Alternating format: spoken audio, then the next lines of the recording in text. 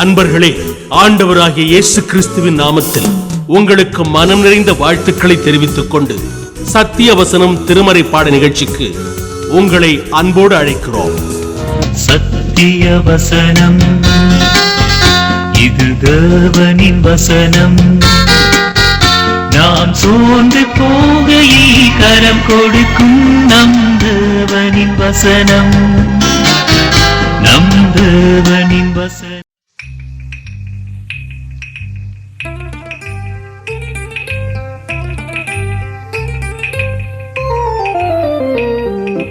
அத்திமரம் துளிர் விடாமல் போனாலும், திராட்சை செடி பழம் கொடாமல் போனாலும், ஒலிவ மரம் பலனற்று போனாலும், நான் இயேசுவுக்குள் மகிழ்ச்சியாயிருப்பேன். நான் இயேசுவுக்குள் மகிழ்ச்சியாயிருப்பேன். அத்திமரம் துளிர் விடாமல் போனாலும், திராட்சை செடி பழம் கொடாமல் போனாலும், ஒலிவ மரம் பலனற்று போனாலும், நான் இயேசுவுக்குள் மகிழ்ச்சியாயிருப்பேன். நான் இயேசுவுக்குள் மகிழ்ச்சியாயிருப்பேன்.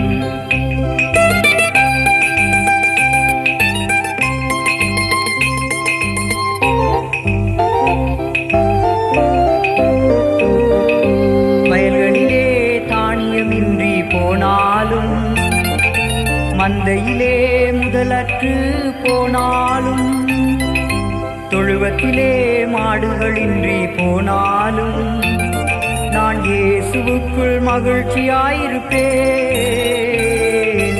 இயேசுவுக்குள் மகிழ்ச்சியாயிருப்பேன். அத்திமரம் துளிர் விடாமல் போனாலும், திராட்சை செடி பழம் கொடாமல் போனாலும், ஒலிவ மரம் பலனற்று போனாலும், நான் இயேசுவுக்குள் மகிழ்ச்சியாயிருப்பேன். நான் இயேசுவுக்குள் மகிழ்ச்சியாயிருப்பேன். ஆண்டவராய் இயேசு கிறிஸ்துவின் நாமத்தினாலே சத்தியவசன நேயர்களுக்கு என்னுடைய அன்பின் வாழ்த்துக்களை நான் தெரிவித்துக் கொள்கிறேன். இந்த தொலைக்காட்சி வழியாக உங்களை சந்திப்பதிலே மிக்க மகிழ்ச்சி அடைகிறேன். உங்களை ஒவ்வொருவரையும் இயேசுவின் நாமத்தினாலே நாங்கள் ஆசீர்வதிக்கிறோம். இந்த ஊழியத்தின் சார்பாக தொடர்ந்து உங்களுக்காக நாங்கள் ஜெபித்து கொண்டிருக்கிறோம். கர்த்தர் பெரிய காரியங்களை உங்களுடைய வாழ்க்கையிலே செய்வார். இன்றைக்கு நாம் தியானத்திற்கு என்று எடுத்துக்கொண்ட வேத பகுதி சங்கீதம் 46வது அதிகாரம் வசனங்கள் 1 முதல் 11 வரை. சரி, ஒவ்வொன்றாய் நாம் இன்றைக்கு பார்க்க போகிறோம். இதிலே முதல் பகுதி மேலே இருக்கிற அந்த பகுதியில் என்ன எழுதப்பட்டிருக்கிறது என்றால், அலாமோத்தில் வாசிக்கர் கோராக்கின் புத்திரரில் உள்ள ராகத் தலைவனுக்கு ஒப்புவிக்கப்பட்ட பாட்டு என்று எழுதப்பட்டிருக்கிறதை பார்க்கிறோம். இதில் இந்த அலாமோத் அப்படின்னா என்ன என்று பார்த்துவிட்டு அப்படியே ஒவ்வொன்றாய் நாம் பார்த்து கொண்டே போவோம். அலாமோத் என்று சொல்லப்படும் போது ஆங்கிலத்தில் இப்படி சொல்லப்பட்டிருக்கிறது. அந்த ரூட் வேர்டு என்ன அப்படின்னா அல்மா. அல்மா அப்படின்னு சொல்லும்போது என்ன அர்த்தத்தை குறிக்கிறது என்றால், இளம் பெண், திருமணமாகாத ஒரு பெண்ணை குறிக்கிறதா இருக்கிறது. அடுத்தது வந்து பார்த்தீங்கன்னா, இந்த இளம் பெண் ஒருத்தர் பாடும்போது எப்படி பாடினா நல்லா இருக்கும் அப்படின்னு இங்கே சொல்லப்பட்டிருக்கிற இந்த அலாமத்தில், அதாவது கீச்சு குரலில், அதாவது அப்பர் அல்லது ஹை ஆக்டேவில் அவங்க வந்து சொப்ரானாவில் பாடணும் அப்படின்னு சொல்லி எழுதப்பட்டிருக்கிறது. அப்போ இந்த பாடல் ஒரு இளம்பெண், திருமணமாகாத ஒரு இளம்பெண் என்ன செய்கிறாங்க அப்படின்னா வந்து ஹை ஆக்டேவில், என்னது அப்பர் என்ன சொல்கிறது, சொப்ரானாவில் அவங்க என்ன செய்கிறாங்க, பாடுறாங்க. இந்த பாடல் ஏன் அப்படி பாடணும் அப்படின்னு இந்த இடத்துல எழுதப்பட்டிருக்கு அப்படின்னா, இந்த பாடல் ஒரு வெற்றியின் பாடல். ஆகவே மிகுந்த என்ன சொல்கிறது அப்படின்னா வந்து ஹை எனர்ஜியோட, மிகுந்த உற்சாகத்தோடு பாடக்கூடிய ஒரு பாடலாய் இருக்கிறது. சரி, இந்த பாடலை கோராகின் புத்திரர் தான் என்ன பண்ணியிருக்கிறார்கள் என்றால் இதை எழுதி வந்து பாடியிருக்கிறார்கள். இந்த கோரா என்பவர் யார் என்று இன்றைக்கு நாம் பார்க்க போகிறோம். என்ன ஆகும், 16ஆம் அதிகாரத்திலே கோராவை குறித்து சில காரியங்கள் எழுதப்பட்டிருக்கிறது. அதிலே இந்த கோரா லேவி குடும்பத்தை சார்ந்தவர். அடுத்தது வந்து இவருடைய பணி என்னவா இருந்துச்சுன்னா, ஆசரிப்பு கூடாரத்திலே இருக்கிற எல்லா அந்த ஆராதனை முறைகள் மற்ற பணிகளிலே இவர் வேலை செய்தவராய் இருக்கிறதை நாம் பார்க்கிறோம். அடுத்தது இவருடைய குடும்பத்திலே வந்த அந்த அந்த வழிமுறை எப்படி இருக்குன்னு லேவி வர்றாரு. அடுத்தது வந்து பார்த்தீங்கன்னா கோஷாத் வராது. அடுத்தது வந்து பார்த்தீங்கன்னா இசஹார் வராரு. அதற்கு பின்பு கோரா வருகிறதை நாம் பார்க்கிறோம். இப்போ இந்த கோரா என்பவர் மோசேக்கும் ஆரோனுக்கும் உறவினராய் இருக்கிறதை நாம் பார்க்கிறோம். என்னாகும் 16ஆம் அதிகாரம் 3வது வசனத்துல இவர் என்ன செய்யறாரு அப்படின்னா மோசேயோடு தர்க்கம் பண்ணுகிறவராய் இருக்கிறார். அவர் என்ன சொல்றாரு அப்படின்னா, எல்லாரும் பரிசுத்தர்கள் தான், அப்போ ஏன் உங்களை மட்டும் நீங்க என்ன செய்றீங்க, உயர்த்தி காண்பிக்கிறீர்கள் என்று மோசே இடத்துல தர்க்கம் பண்ணுகிறார். அதாவது கர்த்தர் ஏற்படுத்தின ஒரு தலைமைத்துவத்திற்கு எதிராக நாம் பேசுவதற்கு யோசிக்க வேண்டும். அப்படி பேசுவோம் என்றால் இப்போ கோராவுக்கு நடந்த இந்த காரியத்தை பார்க்க போகிறோம். அதுதான் சில நேரங்களில் நம்முடைய வாழ்க்கையில நம்முடைய நன்மையை கெடுக்கக்கூடியதாக இருக்கிறது. பாருங்க, பூமி என்ன செய்யுதுன்னு பிளக்கிறது. பிளந்து கோராக்கினுடைய சகல காரியங்களையும், மிருகங்களையும், அவனுடைய வீட்டார் எல்லாரையும் மொத்தமாக விழுங்கி விடுகிறதை நம்ம பார்க்கிறோம். இதில் என்னாகும் 26ஆம் அதிகாரம் 16வது வசனத்தை நாம் பார்க்கும்போது கோராகினுடைய மகன்கள் மாத்திரம் தப்பித்து கொண்டதை அந்த வசனம் நமக்கு சுட்டி காண்பிக்கிறது. இந்த மகன்கள் பிற்காலத்தில் என்ன செஞ்சாங்க அப்படின்னா, தாவீதும் சாலமோனும் ஆண்ட காலங்களிலே என்ன செய்தார்கள் என்றால், அதில் குறிப்பாக சாலமோன் காலத்திலே தேவாலயத்திலே அவர்கள் பணி செய்கிறவர்களாய், பாடல் பாடுகிறவர்களாய், அதாவது ஆராதனை நடத்துகிறவர்களாய் இருக்கிறதை நாம் பார்க்கிறோம். இந்த கோராகின் புத்திரர்கள் எழுதின சங்கீதங்கள் சங்கீதம் 42, 44, 46, 47, 48 இந்த சங்கீதங்கள் எல்லாவற்றையும் அவர்கள் எழுதியிருக்கிறார்கள். அவர்கள் தேவ பயத்தோடு மிகவும் அற்புதமாய் அழகாக இந்த சங்கீதங்களை எழுதியிருக்கிறார்கள். இந்த சங்கீதத்தை நாம் பார்க்கும்போது 3 இடத்திலே சேலா என்ற ஒரு வார்த்தை வருகிறது. சேலா என்று சொல்லும்போது அங்கு ஓய்வு இல்லது ரெஸ்ட் என்று சொல்லலாம். இல்லாட்டி இன்னொரு ஒரு அர்த்தம் இருக்கிறது அங்கே, அதாவது இன்டர்லூட், இடையிலே வாசிக்கக்கூடிய இசை வருகிற ஒன்றாய் இருக்கிறது என்று சொல்லலாம். ஒரு பாடல் பாடும்போது அந்த பாடலுக்கு ஒரு சரணம் விட்டு அடுத்த சரணம் வரும்போது இடையிலே அவர்கள் வாசிப்பார்கள், இசை வாசிப்பார்கள். அது நமக்கு தெரிந்தது தான். அதை குறிக்கக்கூடியதாய் இருக்கிறது. இந்த சங்கீதம் எப்படிப்பட்ட சங்கீதம் என்று முழுமையாக நம்ம பார்ப்போம் என்றால், அருமையான தாளத்தை உடைய சங்கீதமாய் இந்த சங்கீதம் இருக்கிறதை பார்க்கிறோம். அடுத்தது வந்து பார்த்தீங்கன்னா இதில் இசை திரும்ப திரும்ப வருகிறதாய் இருக்கிறது. அடுத்தது வந்து பார்த்தீங்கன்னா அழகான ஒப்புமை உடையதாய் இருக்கிறது. அடுத்தது இந்த சங்கீதத்திலே உணர்ச்சி கலந்திருக்கிறதை பார்க்கிறோம். ஒரு அருமையான உணர்ச்சியோடு பாடக்கூடிய ஒரு பாடலாக சங்கீதமாக இருக்கிறது. அடுத்தது இந்த சங்கீதம் நாம் அடிக்கடி பாடக்கூடிய ஒரு சிறந்த பாடலாக இருக்கிறதை பார்க்கிறோம். அதாவது ஆங்கிலத்தில் ஹிட் சாங் என்று சொல்வார்கள், அடிக்கடி நாம் விரும்பி கேட்போம் அல்லவா, அப்படிப்பட்ட ஒரு சங்கீதமாய் இது இருக்கிறது. சரியா? இப்போ இந்த சங்கீதத்தை நாம் 3 பகுதிகளாக பிரித்து பார்க்க போகிறோம். அதாவது இதனுடைய முதல் சரணம் என்று எடுத்தால் 1 முதல் 3 வரை இருக்கிற வசனங்கள் முதல் சரணத்தை குறிக்கக்கூடியதாக இருக்கிறது. இந்த முதல் சரணத்திலே என்ன எழுதப்பட்டிருக்கிறது என்றால், இந்த விண்வெளியையும் இந்த சகலவற்றையும் படைத்த கர்த்தருக்கு எல்லாமே அவருடைய கண்ட்ரோலில் தான் இருக்குது, அவருடைய ஆளுகையில் தான் இருக்குது. ஆனால் அங்கே பார்த்தீங்கன்னா ஒரு குழப்பம் இருப்பதை இந்த 3 வசனங்களிலே நாம் பார்க்கலாம். அடுத்தது 2ஆம் சரணத்திலே 4 முதல் 7 வரை இருக்கிற வசனங்கள் வருகிறது. இந்த வசனங்கள் என்ன சொல்கிறது என்றால், கர்த்தர் தம்முடைய நகரத்திலே அவர் வாசம் பண்ணுவதை, அங்கே இருக்கிற காரியங்களை குறிப்பிடுகிறதா இருக்கிறது. 3ஆம் சரணம் 8 முதல் 11 வரை இருக்கிற வசனங்களை உடையதாக இருக்கிறது. இது பார்ப்பீர்கள் என்றால் கர்த்தர் தேசங்களை ஆளுகை செய்வதை குறிப்பதாய் இருக்கிறது.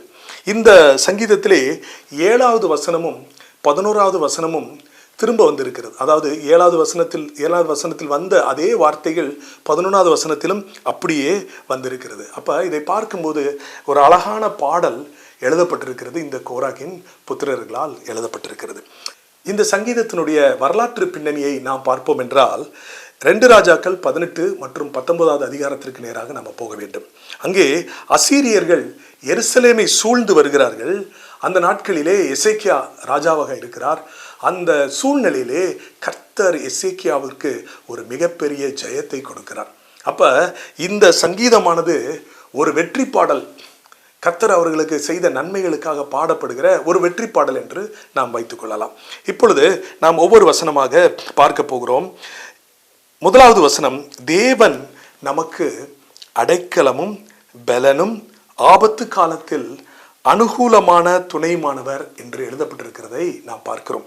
அதாவது இந்த இடத்துல நம்முடைய தேவன் அடைக்கலமாக இருக்கிறார் என்று சொல்லப்பட்டிருக்கிறது. அப்ப இந்த தேவன் என்ற வார்த்தையை இங்கே நாம் பார்ப்போம் என்றால் ஏலோஹிம் என்று குறிக்கப்பட்டிருக்கிறது. ஏலோஹிம் அப்படின்ற வார்த்தையில ஏல் அப்படின்னு சொல்லும்போது கடவுள் இல்லாட்டி கர்த்தர் என்று நம்ம எடுத்துக்கொள்ளலாம். இன்னொரு அர்த்தத்தை நாம் பார்க்கும்போது அவர் சர்வ வல்லமையுள்ளவர், வல்லமை நிறைந்தவர் என்று பார்க்கலாம். அடுத்தது மிகவும் உறுதியானவர், அவரை அசைக்கவே முடியாது என்ற அர்த்தத்தையும் கூட நம்ம பார்க்கலாம். அதாவது உதாரணமாக நம்ம பார்ப்போம் என்றால் இஸ்ரவேல், அந்த ஏல் என்று சொல்லப்பட்டிருக்கிறது. அடுத்தது தானியேல், அதில் ஏல் என்று வருகிறது. அதே போல எசேக்கியேல், அதில் ஏல் என்று வருகிறதை நாம் பார்க்கிறோம். இதுல ஏலோ இம் அப்படின்னு சொல்ல ஐஎம் இம் என்று வருகிறது பன்மையை குறிக்கக்கூடியதாய் இருக்கிறது. அதாவது பன்மை, அதாவது திரித்துவமான கடவுள், ஆனால் ஒருமையாக வெளிப்படுகிறவர். நீங்கள் ஆதியாகமத்தில் நீங்கள் பார்ப்பீர்கள் என்றால் அதை நீங்கள் ரொம்ப அற்புதமாக புரிந்து கொள்ளலாம். சரிங்களா? அப்போ பழைய ஏற்பாட்டிலே 2500 முறை இந்த ஏலோஹிம் என்ற வார்த்தை பயன்படுத்தப்பட்டிருக்கிறது.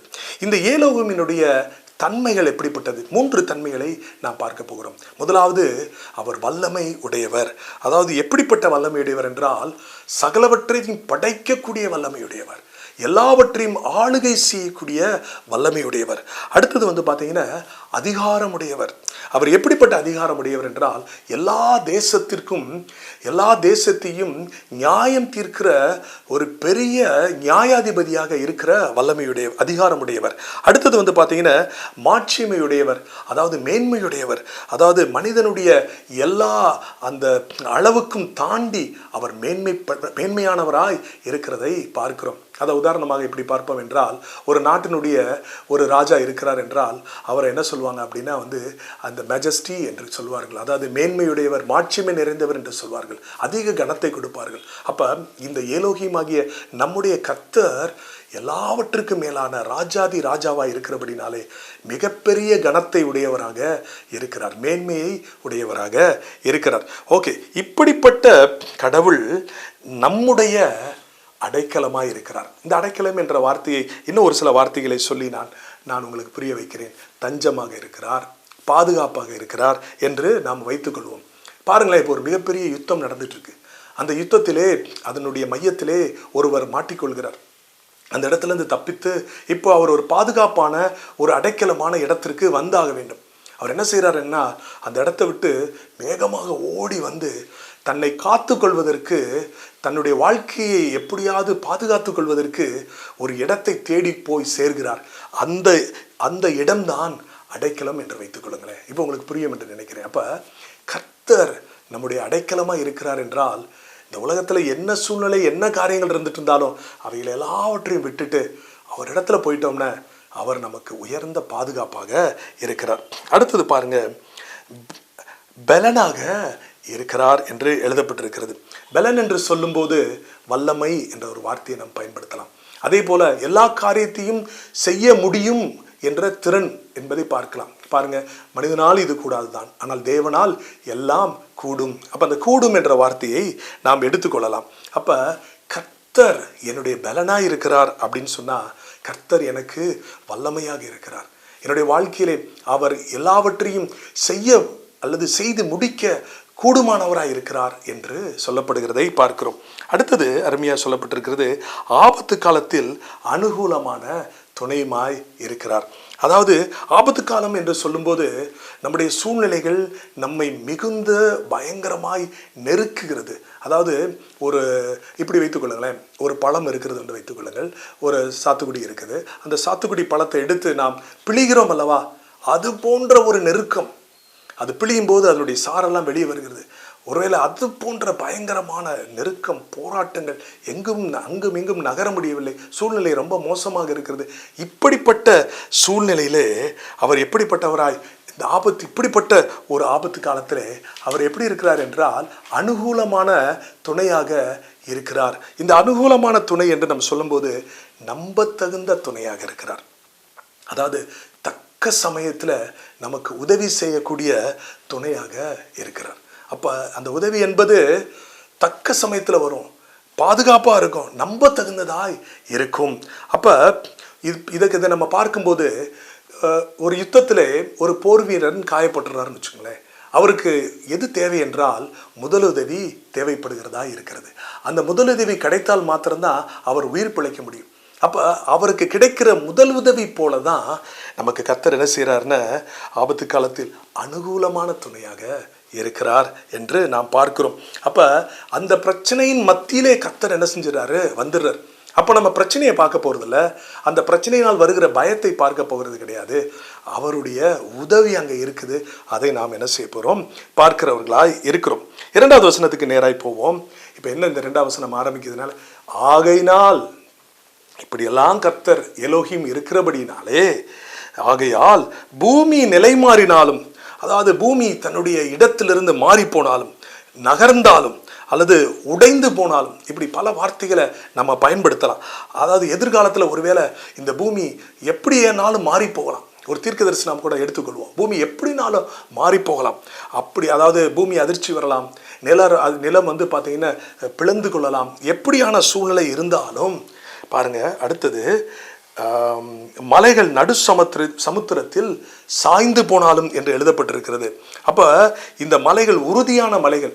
இது பாருங்க, சமுத்திரத்தினுடைய ஆழத்திலே மையத்திலே போய் சாய்ந்து போனா கூட பாருங்க, அடுத்தது அதன் ஜலங்கள் கொந்தளித்து பொங்கி என்று எழுதப்பட்டிருக்கிறது. அதாவது ஜலம் வந்து பார்த்தீங்கன்னா மிகப்பெரிய ஒரு பாதிப்பை உண்டாக்கக்கூடிய அளவுக்கு அது வந்து பொங்கி வருது, கொந்தளித்து வருகிறது. சுனாமி வந்த நேரத்தில் சுனாமி எப்படி வந்து காரியங்களை செய்தது என்று நமக்கு அறிவோம். அநேகர் நம்ம அதை டிவியில் பார்த்துருக்கிறோம். பார்த்தீங்கன்னா மிகப்பெரிய ஒரு அழிவை ஏற்படுத்துது. அதே போல் இங்கே ஜலம் மிகப்பெரிய ஒரு கொந்தளிப்பாய் எழும்பி வந்தாலும் அதன் பெருக்கினால் பர்வதங்கள் அதிர்ந்தாலும் என்று சொல்லப்பட்டிருக்கிறதை பார்க்கிறோம். அப்ப பர்வதங்கள் வந்து பார்த்தீங்கன்னா இந்த கடலினுடைய இந்த பெருக்கினாலே, இந்த கொந்தளிப்பினாலே பயங்கரமான ஒரு சேதத்தை அடைந்தாலும், அதாவது உறுதியான பர்வதம், உறுதியான மலை, பர்வதம் சொல்வது மலை, அந்த மலை வந்து உறுதியானது, ஆனாலும் மிகப்பெரிய ஒரு சேதத்தை இந்த தண்ணீர் உருவாக்கினாலும் நாம் என்ன செய்ய மாட்டோம், நாங்கள் பயப்பட மாட்டோம் அப்படின்னு சொல்லப்பட்டிருக்கிறதை பார்க்கிறோம். அதாவது எப்படிப்பட்ட நெருக்கடியான காலங்கள் இருந்தாலும் சரி, நாங்கள் என்ன செய்ய மாட்டோம், பயப்பட மாட்டோம். காரணம் என்ன தெரியுமா? 1வது வசனம் தான். தேவன் நமக்கு எப்படி இருக்கிறார்? அடைக்கலமும் பலனும், ஆபத்து காலத்தில் ஏற்ற சரியான ஒரு துணையாக, உதவியாக இருக்கிறார்.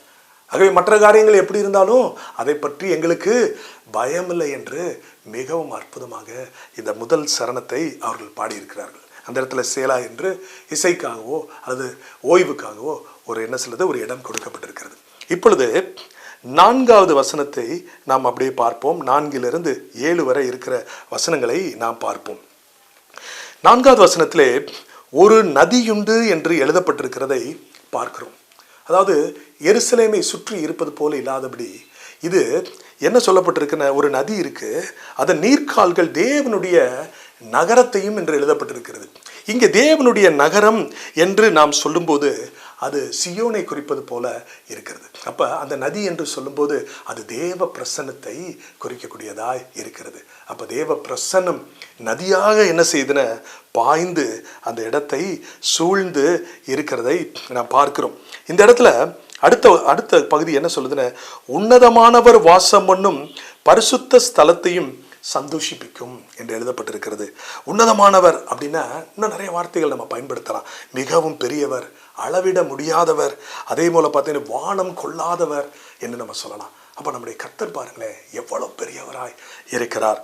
இவர் என்ன செய்கிறார் அப்படின்னா, உன்னதமானவர் இந்த இடத்துல என்ன செஞ்சுட்டு இருக்கிறார் அப்படின்னா, வாசம் பண்ணுகிற பரிசுத்த ஸ்தலமாக இது இருக்கிறது. அவர் வாசம் பண்ணுகிற இடமாக, நகரமாக அது இருக்கிறது. அப்ப அந்த நகரம் விசேஷமானது, மிகப்பெரிய கடவுள் அங்க என்ன செய்யறாரு, வாசம் பண்ணுகிறார்.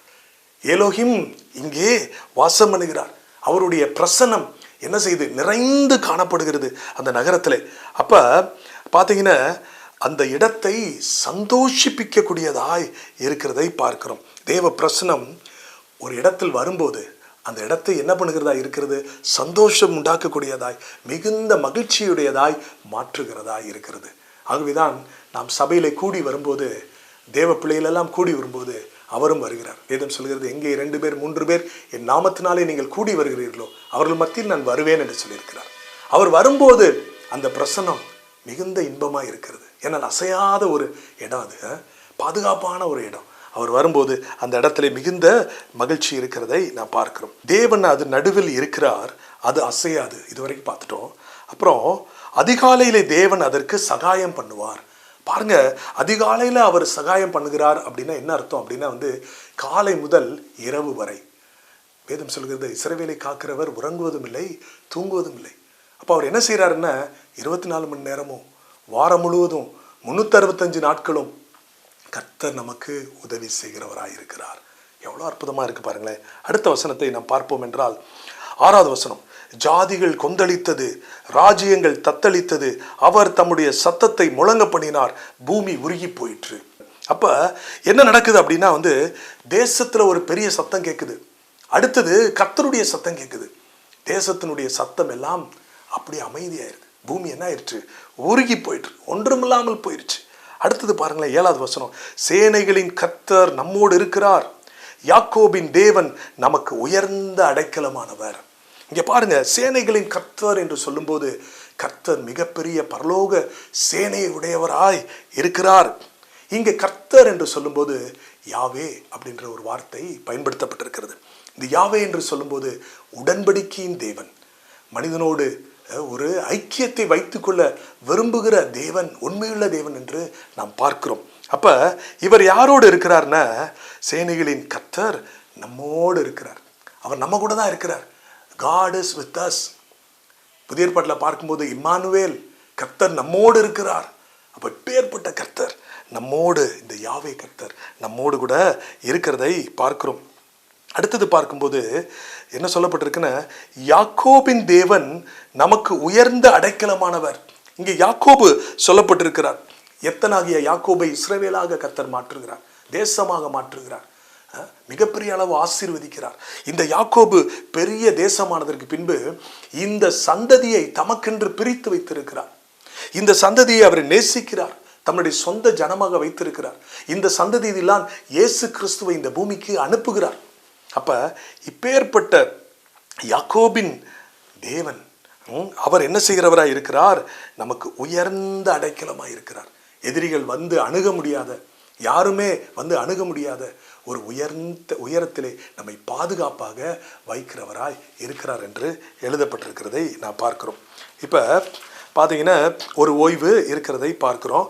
8வது வசனத்துக்கு நேராய் நம்ம கடந்து போவோம் என்றால், 8வது வசனம் எப்படி ஆரம்பிக்குதுன்னா, பூமியிலே பால் கடிப்புகளை நடப்பிக்கிற கர்த்தருடைய செய்கைகளை பாருங்கள். கர்த்தர் செய்கிற பயங்கரமான காரியங்களை பாருங்கள். 9வது வசனம் பாருங்க, அவர் பூமியின் கடைமுனை மட்டும் யுத்தங்களை ஓய பண்ணுகிறார். அவர் என்ன செய்யறாருன்னா, என்ன பயங்கரம் செய்யறாருன்னா, யுத்தத்தை நிறுத்துறார். வேற என்ன செய்யறாரு? அந்த யுத்தத்தை நிறுத்துறதுக்கு முதலாவது வில்லை என்ன செய்கிறார்? ஒடிக்கிறவராய் இருக்கிறார். இன்னைக்கு வில் என்று சொல்லும்போது வில் ஒரு குறிப்பிட்ட தூரத்திற்கு போய் எதிரியை தாக்கக்கூடியது. ஒரு கன் என்று வைத்துக்கொள்ளுங்களேன், இன்றைக்கு நமக்கு முறையில் கன் என்று வைத்துக்கொள்ளுங்க. அந்த துப்பாக்கி ஒரு எதிரியை அவர் குறிவைக்கும் போது அது தாக்கி அவரை முற்றிலுமாய் அழித்துவிடும். அப்பேற்பட்ட வல்லமையுடைய அந்த வில்லை என்ன செய்கிறார் என்றால், அவர் ஒடிக்கிறவராய் இருக்கிறார். ஈட்டியை முறித்து விடுகிறார். ஈட்டி என்று சொல்லும்போது இன்றைக்கு நம்ம என்ன சொல்ல, மிசைல் என்றெல்லாம் சொல்றாங்க, சரிங்களா? ஒரு இடத்துல இருந்து இன்னொரு இடத்துக்கு போய் என்ன செய்ய தாக்குது. ஈட்டி ஒரு தூரத்துல போய் ஒரு மனிதனை தாக்கி கொன்றுவிடும். அது ரொம்ப கனமானதும் கூட. அதை என்ன செஞ்சிடறாரு? முறிச்சிடுறாரு. அவ்வளோ அவர் வல்லமையுள்ளவர். அடுத்து பார்த்தீங்கன்னா ரதங்களை நெருப்பினால் சுட்டரிக்கிறார். பீரங்கி வண்டிகள் இருக்கிறது, அவைகள் பார்த்தீங்கன்னா குண்டுகளை பொழிகிறது. பாருங்க, இங்க என்ன சொல்றாரு அப்படின்னா, ரதங்களை நெருப்பினால் அவர் சுட்டரிக்கிறார் என்று எழுதப்பட்டிருக்கிறதை நாம் பார்க்கிறோம். அப்பேற்பட்ட வல்லமை உள்ளவர் என்ன செய்யறார் அப்படின்னா, நம்மோடு கூட அவர் இருக்கிறார். 10வது வசனத்தை நீங்க பார்ப்பீர்கள் என்றால், இப்பேற்பட்ட கர்த்தர் நம்மோடு கூட இருக்கிறார். அதனால நம்ம என்ன செய்யணுமா, நீங்கள் அமர்ந்து அப்படின்னு போடப்பட்டிருக்கு. இந்த இடத்த அநேகர் எப்படி புரிஞ்சுக்கிறாங்கன்னா, நம்ம என்ன செய்யணும், அப்படியே அமைதியாக உட்கார்ந்துருக்கணும் ஒரு இடத்துல அப்படின்னு நம்ம புரிஞ்சுக்கிறோம். ஆனால் அந்த உண்மையான அர்த்தத்தை நாம் பார்க்கும்போது, அமர்ந்து என்று சொல்லும்போது நாம் கையில் வச்சிருக்கிறத அப்படியே விட்டுட்டு, எதையாவது உறுதியாக பிடிச்சிருந்தோம்னா அதை அப்படியே விட்டுட்டு நம்ம என்ன செய்யணும், இங்கே போடப்பட்டிருக்கிறது, அமர்ந்திருந்து நானே தேவன் என்று அறிந்து கொள்ளுங்கள் என்று போடப்பட்டிருக்கிறது. அதாவது நானே தேவன் என்று சொல்லும்போது அந்த எலோஹிம் சர்வவல்லமை உள்ளவர், அவரே கடவுள். அவர் சொன்னார், ஐ ஆம் ஹூ ஐ ஆம், இருக்கிறவராகவே நான் இருக்கிறேன் என்று சொன்னார். என்னை அன்றி உங்களுக்கு வேற தேவர்கள் இருக்க வேணாம் என்று சொல்லியிருக்கிறார். அப்ப எல்லாவற்றிலும் அவர்தான் ஆரம்பமும் முடிவுமா இருக்கிறார். அப்ப இவரை மையமாக நாம் வைத்துக்கொண்டு அவரே என்ன சொல்றது, நம்முடைய கர்த்தர் என்று நாம் என்ன செய்ய வேண்டும், அறிந்து கொள்ளுங்கள் என்று எழுதப்பட்டிருக்கிறதை பார்க்கிறோம். இந்த அறிந்து கொள்ளுங்கள் என்று நாம் சொல்லும்போது 3 காரியங்கள் இங்கே நாம் பார்க்க வேண்டும். அதுல முதலாவது என்ன அப்படின்னா நம்முடைய அனுபவத்தின் மூலமாக கர்த்தர் எப்படிப்பட்டவர் என்பதை நாம் என்ன செஞ்சுக்கலாம், அறிந்து கொள்ளலாம். அடுத்தது பார்ப்பீர்கள் என்றால் அவரோடு இருக்கிற ஐக்கியத்து நிமித்தம் கர்த்தர் எப்படிப்பட்டவர் என்பதை நாம் அறிந்து கொள்ளலாம். அடுத்தது அவர் நம்முடைய வாழ்க்கையில செய்த உடன்படிக்கை, ஆபிரகாமினுடைய அந்த ஆசீர்வாதத்தில் வருகிற ஒரு உடன்படிக்கை. அடுத்தது புதிய என்ன சொல்றது உடன்படிக்கை நமக்கு செய்திருக்கிறார், ரத்தத்தினாலான உடன்படிக்கை செய்திருக்கிறார். இவைகளை வைத்து நாம் என்ன செய்ய வேண்டும், அவரை அறிந்து கொள்ள வேண்டும். அவரோடு நெருக்கமாக நாம் பழகுகிறவர்களாய் இருக்க வேண்டும். அவர் சொல்றார் பாருங்களேன், என ஜாதிகளுக்குள்ளே உயர்ந்திருப்பேன், பூமியிலே உயர்ந்திருப்பேன். என்ன சொல்றாரு அப்படின்னா எல்லா தேசங்களிலும் நான் உயர்ந்திருப்பேன். அதே மாதிரி என்ன செய்வேன், இந்த பூமியில நான் உயர்ந்திருப்பேன். அவ்வளோ பெரியவர். அப்ப நீங்க என்ன செய்யணும், எல்லாத்தையும் விட்டுட்டு நீங்க உட்கார்ந்து கர்த்தர் எப்படிப்பட்டவர் என்பதை அறிந்து கொள்வது முக்கியமான ஒன்றாக இருக்கிறது. இந்த முழு சங்கீதத்திலும் இந்த 11 வசனம் கடைசி திரும்ப அந்த 7வது வசனத்தை திரும்பவும் பாடி முடிக்கிறாங்க. சேனைகளின் கர்த்தர் நம்மோடு இருக்கிறார், யாக்கோபின் தேவன் நமக்கு உயர்ந்த அடைக்கலமா இருக்கிறார் என்று சொல்லி முடிக்கிறதை பார்க்கிறோம். அன்பானவர்களே, இந்த முழு சங்கீதத்திலும் நாம் கர்த்தரை குறித்து அநேக காரியங்களை பார்த்தோம். தேவன் நமக்கு அடைக்கலமும் பலனும், ஆபத்து காலத்தில் அனுகூலமான துணையா இருக்கிறார். சூழ்நிலைகள் எப்படி இருந்தாலும் சரி, அந்த சூழ்நிலையில் மத்தியிலே அவர் எப்படி இருக்கிறார்னு, அவர் அமைதியான நகரத்திலே அவருடைய பிரசன்னத்திலே அப்படியே இருக்கிறார். அவர் நிலையாக இருக்கிறார், அசைக்க முடியாதவராக இருக்கிறார். அப்போ அவரை பார்த்து சொல்றாரு, யுத்தங்களெல்லாம் ஓஞ்சிருப்பா, அதை பற்றியெல்லாம் ஒன்றுமே இல்லை. நீ என்ன செய்யணும், நீ எதெல்லாம் பிடிச்சிக்கிட்டு இருக்கியோ, உங்கள் வாழ்க்கையில் காணப்படுகிற பிரச்சனைகள், மற்ற காரியங்களை எதெல்லாம் நீ பிடிச்சிட்டு இருக்கியோ அதெல்லாம் விட்டுட்டு நீங்கள் அமர்ந்திருந்து, நான் தான் உன்னுடைய எலோஹிம், நான் தான் உன்னுடைய கர்த்தர் என்பதை நீ என்ன செய்யணும், அறிந்து கொள்ளணும். ஏன்னா நான் எல்லா தேசங்களுக்கு மேலும் உயர்ந்தவராக இருக்கிறேன். நான் பார்த்தீங்கன்னா இந்த பூமியில் உயர்ந்தவராக இருக்கிறேன். எல்லாமே அவருடைய ஆளுகை கீழே தான் இருக்கு. ஆகவே இந்த நாளில் இந்த வார்த்தை உங்களுக்கு ஊழியம் செய்திருக்கின்றது நான் விசுவாசிக்கிறேன். இந்த வார்த்தையின்படி கர்த்தர் உங்களை ஆசீர்வதிக்க வேண்டும் என்று நான் அவருடைய சமூகத்திலே நான் கேட்கிறேன். கர்த்தர் நல்லவராக உங்களுடைய வாழ்க்கையிலே பெரிய மாற்றங்களை வருகிற நாட்களிலே இந்த வசனத்தின் மூலமாய் செய்ய நான் உங்களை ஆசீர்வதிக்கிறேன். ஜெபிப்போமா.